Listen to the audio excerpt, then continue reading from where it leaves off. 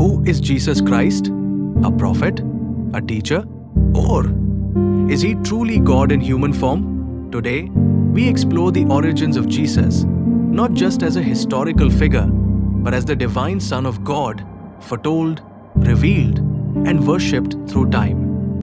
Hundreds of years before Jesus was born, ancient prophets began speaking of someone extraordinary. Isaiah declared, "For unto us a child is born, and he shall be called Mighty God." Micah wrote that his origins are from ancient times. The message was clear. The one who would come wouldn't be just a man. He would be God stepping into history. The stage was being set. The world was waiting. And then it happened. In a quiet town called Nazareth, an angel appeared to a young virgin named Mary. He said, "The Holy Spirit will come upon you, and the child born to you will be called the Son of God." 9 months later, in Bethlehem, under the light of a star, Jesus was born, not in a palace, but in a stable, not with royal fanfare, but in divine silence. God had entered the world, wrapped in human flesh.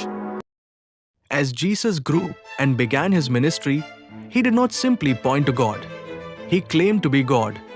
He said, "Before Abraham was, I am." The same name God used with Moses. He declared, "I and the Father are one." And when he forgave sins, healed the broken, and received worship, he wasn't acting like a prophet. He was speaking as the divine. But words alone don't prove divinity. So Jesus showed it.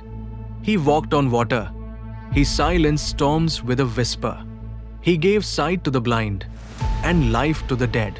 When he raised Lazarus from the grave, he said, "I am the resurrection and the life." These weren't just miracles, they were divine signatures, proof that he was who he claimed to be. Then came the cross. Mocked, beaten, crucified, God, hanging on a tree. But this was not a defeat, it was the plan. Jesus said, "No one takes my life from me. I lay it down, and I take it up again." 3 days later, the tomb was empty. Angels declared, "He is not here. He is risen." The resurrection wasn't just a comeback. It was the ultimate proof Jesus conquered death, because he is life itself. After the resurrection, those who walked with Jesus no longer called him teacher. They called him Lord. Thomas cried out, "My Lord and my God." Paul wrote, "In him dwells all the fullness of God in bodily form." And the early church, even under persecution, refused to stop worshipping him. Why? Because they had seen the truth with their own eyes. Jesus was not a messenger. He was the message. God had come to dwell with us. But this story isn't just ancient history. It's personal. If Jesus is God, then his love is endless. His sacrifice is eternal. And his invitation is for everyone. He says, "Come to me, all who are weary, and I will give you rest." He says, "I am the way, the truth, and the life."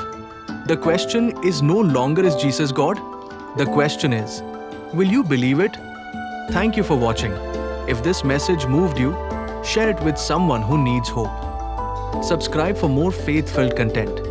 And always remember, Jesus is not just a part of the story. He is the story.